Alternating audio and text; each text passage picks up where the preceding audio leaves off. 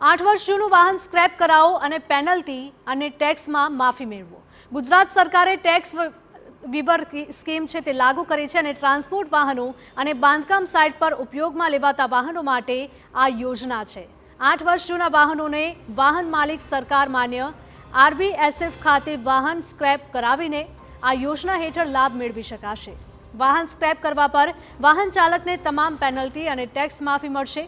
આ ઉપરાંત વાહન સ્ક્રેપ કરાવ્યા બાદ વાહન ચાલકને સર્ટિફિકેટ ઓફ ડિપોઝિટ મળશે। આ સર્ટિફિકેટનો ઉપયોગ કરીને નવા વાહનની ખરીદીમાં ટેક્સ માફી પણ મળશે। 30 એપ્રિલ 2025 સુધી આ યોજના છે।